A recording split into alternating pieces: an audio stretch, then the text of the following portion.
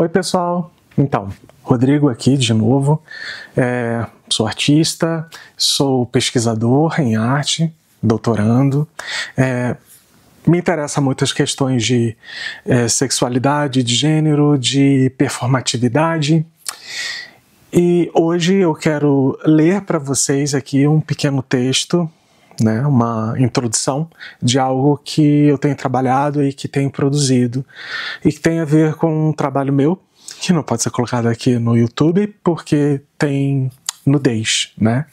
Mas é um trabalho, uma performance de arte e vou ler agora, tá? Ainda me lembro daquele jovem que se lançou sobre o reflexo de sua imagem com um ódio desenfreado. Desferia golpes tendo em suas mãos um afiado punhal. Gruía e feria ao outro, ou seria a si, repetidas vezes. Me pergunto, procura essa criatura, tal qual Preciado, se desvencilhar de alguma jaula que não lhe sirva mais? Seu ato antecede a desistência de trilhar seu próprio percurso? Isso ainda me é impossível afirmar. Talvez devido à nossa proximidade, não sei se eu sou ele ou se é ele que sou eu. Contudo, reconheço que entre esse jovem e aquele outro golpeado, incerto é assegurar quem feria e quem era ferido, quem era Davi e quem era Golias. Talvez a incerteza se deva ao fato de ainda estar um tanto sonolento e, portanto, não poder assegurar coisa alguma. Deste modo, peço, podemos caminhar com mais calma? Certo é que vamos despertar e espero que juntos, mas por agora só me é possível prosseguir assim, devagar e na incerteza. Então te convido a analisar comigo certos duplos.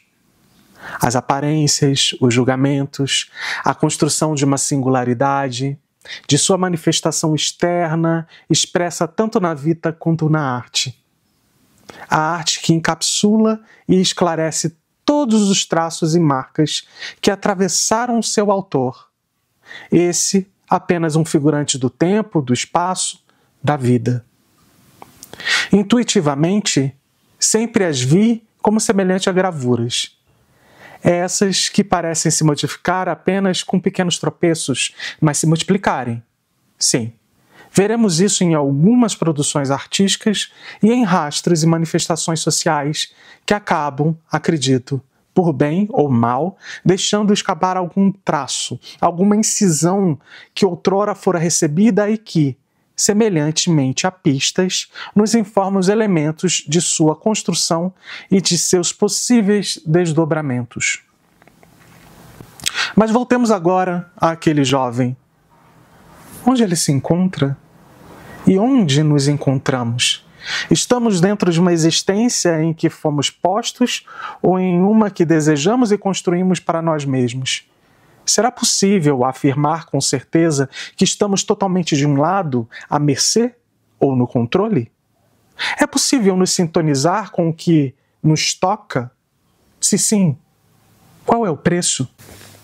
Talvez deveríamos, como os povos da antiguidade que Foucault apreciou ao pesquisar as chaves dos sonhos de Artemidouro, analisar as imagens que nos acomete quando dormimos e cada um de seus acenos.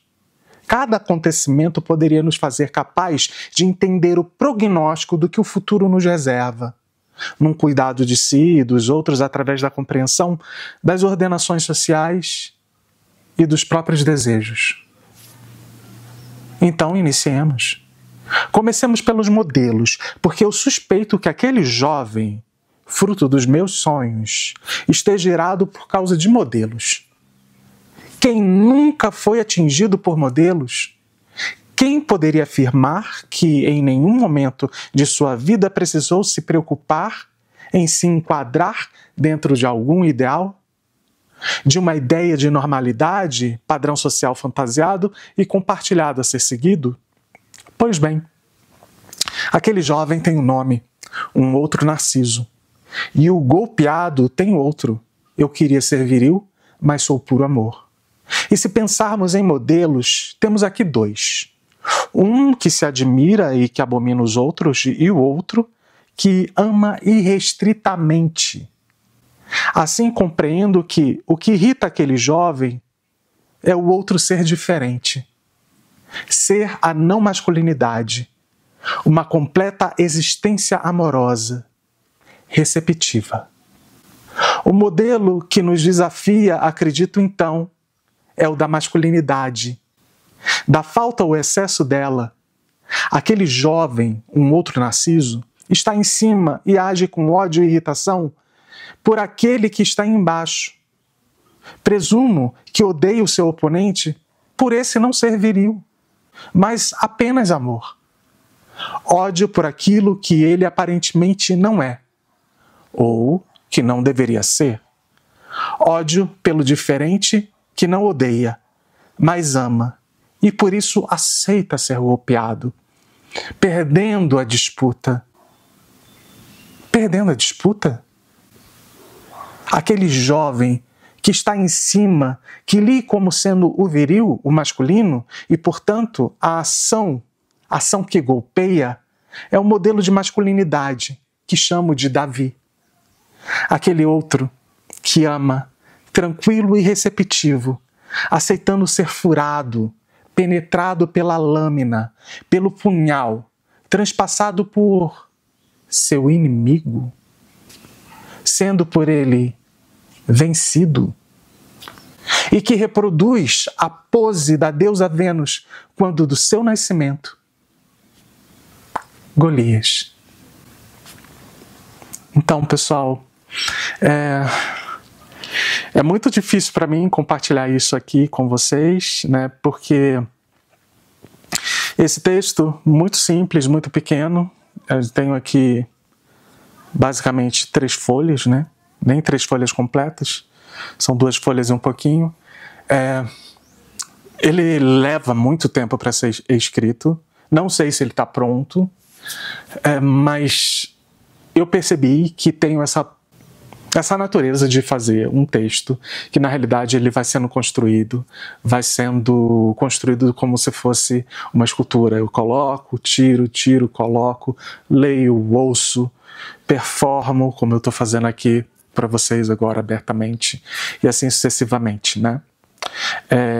Acho super interessante e necessário para mim e talvez para muitas outras pessoas, a gente que nosso desejo é homossexual, começar a pensar nessas coisas que nos atravessaram, eventos, desejos, ensinamentos que nos atravessaram durante a nossa vida e fizeram a gente ser da forma que a gente é agora, nesse momento, e o quanto tem de bom e de ruim nisso.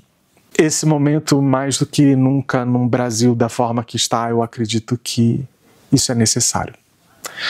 Diante, o texto vai seguir, ele dá uma pausa, né? Ele dá uma pausa aqui com um enxerto de um outro trabalho, que são imagens que eu me aproprio, que são postadas em redes sociais, como posso dizer, em redes também de relacionamentos, de busca de relacionamentos, de contatos físicos que os homens postam e geralmente são selfies retirados com o telefone na mão. Assim, né? Eu acho bem interessante isso, que é uma mistura também de Narciso e também de Golias, né? Golias não, de Davi, né? Porque tem a pose de Davi de Michelangelo, que ele está segurando aquele instrumento que agora esqueci o nome, vergonha. E aqui o nosso Davi atual, esse modelo de virilidade, ele segura o telefone, quer dizer, ele se vê e se mostra ao mesmo tempo. É bem interessante isso.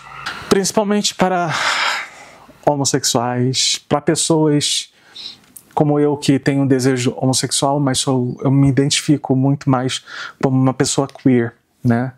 Estando mais dentro do campo do não binarismo, podendo performar tanto mais para um lado como para o outro, e entendendo melhor dizendo, entendendo toda essa construção de masculinidade, feminilidade como algo muito mais artificial e muito mais forçado por uma intencionalidade